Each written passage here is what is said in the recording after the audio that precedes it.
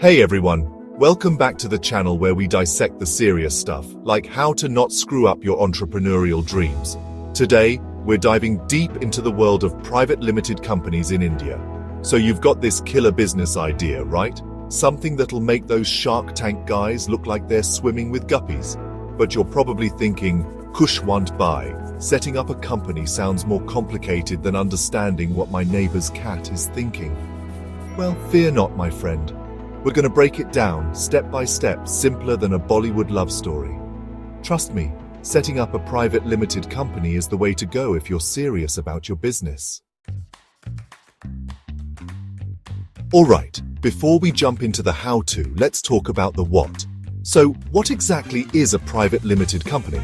Think of it like this. You're starting a band. You, my friend, are the business. And this private limited company, that's your fancy legal stage name. Now, if your band, let's call it Roti Kapada our startup, ends up rocking out too hard and accidentally knocks over a speaker worth a few lakhs, your personal assets, like your precious guitar collection, are safe. That's limited liability for you. Secondly, this band of yours, it's a separate legal entity. It's like the band has its own Aadhaar card, separate from yours.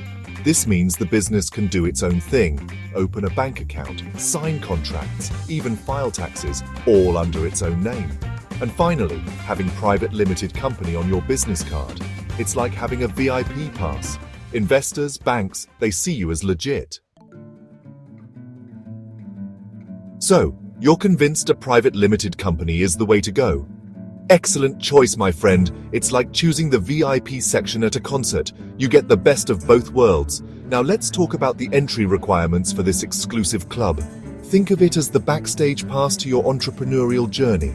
Don't worry, it's not like getting into those snooty South Bombay clubs. This is more about having the right crew. First up, you need at least 2 directors. These are the folks who will steer your ship. Think of them as the band managers of Roti Kapada our startup. They keep the show running smoothly. Now, at least one of these managers has to be a resident of India. This ensures there's always someone local to handle things, because, someone's got to be around to sign the autographs and deal with the fans. Next, you need a minimum of 2 shareholders. These are like your die-hard fans, the ones who believe in your music even before you've played a single gig. They are your first supporters.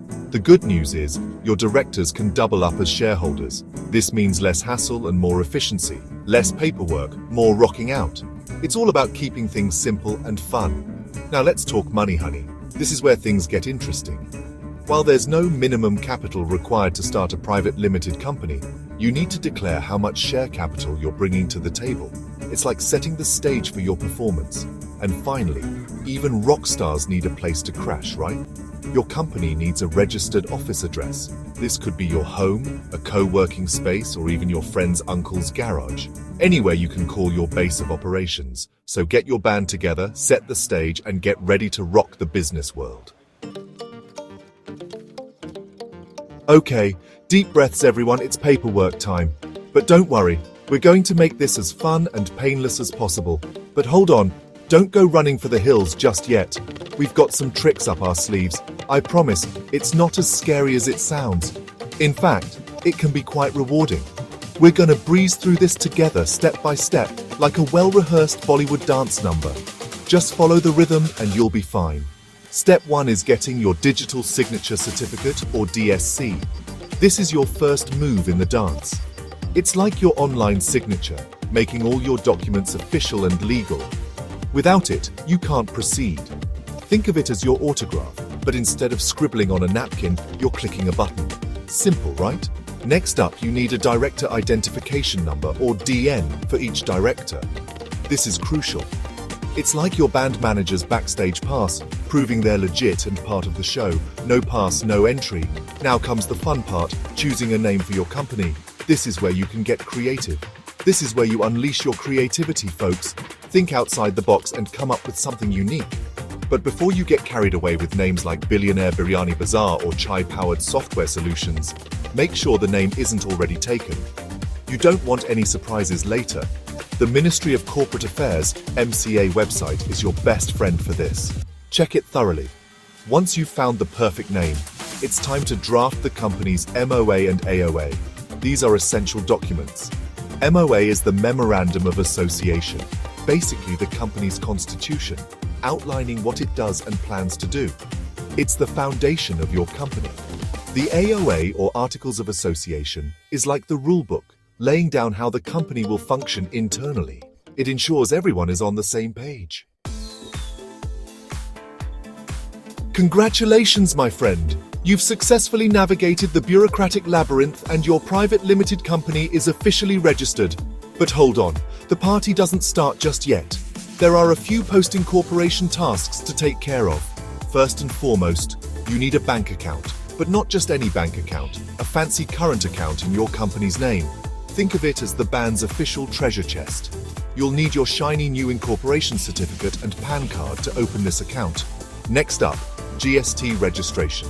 Now, this one's applicable only if your turnover is going to be more than 20 lakh rupees. It's like getting a backstage pass for the world of taxes. And finally, the ongoing saga of compliance. This involves filing annual returns with the MCA, holding regular board meetings, and of course, filing those dreaded income tax returns. Alright, let's address the elephant in the room, the cost. Because let's be honest, starting a company isn't free. But don't worry, it's not going to cost you an arm and a leg. First up, you've got the DSC and DIN, which will set you back around 1,500 to 2,000 rupees per director. Then there's the name approval and registration fees, which can range from 2,000 to 10,000 rupees, depending on your chosen share capital. Now, if you're not comfortable navigating the bureaucratic maze on your own, you can always hire a professional, a CA or company secretary. They'll charge you a fee, typically between 5,000 and 15,000 rupees. So, all in all, you're looking at a total cost of around 7,000 to 25,000 rupees. A small price to pay for the privilege of calling yourself a CEO, right? Alright, my budding entrepreneurs, we're almost at the finish line. You've done an amazing job so far, but let's make sure we cross it with flying colors. But before I let you go, here are a few pro tips from yours truly to make your private limited company registration process smoother than a butter chicken gravy. Trust me, these tips will save you a lot of time and hassle. First up, plan your company's name in advance. This might seem obvious, but it's crucial. I know I said unleash your creativity, but also keep it practical. A name that's too outlandish might not get approved. Have at least 2 to 3 backup names ready because chances are your first choice might already be taken. This will save you from last-minute stress. And trust me, you don't want to get stuck in a naming battle with another company. It can delay your registration process significantly. Secondly, don't be afraid to seek professional help. It's not a sign of weakness, it's a smart move. I know, we Indians love doing everything ourselves. It's in our DNA to be self-reliant. But sometimes, especially when it comes to legal and financial matters, it's best to leave it to the experts. They know the ins and outs of the process. Hiring a CA or legal advisor will save you time, effort, and potentially a lot of headaches down the line. They can foresee issues you might not even think of. Think of them as your backstage crew, working behind the scenes to make sure your show runs smoothly. They handle the technicalities so you can focus on your business. And finally, my most important tip: stay organized. This cannot be stressed enough. Keep all your documents, Aadhaar card, PAN card, address proofs, everything organized and easily accessible. This will make the process much smoother. Because trust me, the last thing you want is to be scrambling for that one crucial document when you're on a tight deadline. Being organized will save you from unnecessary stress and delays.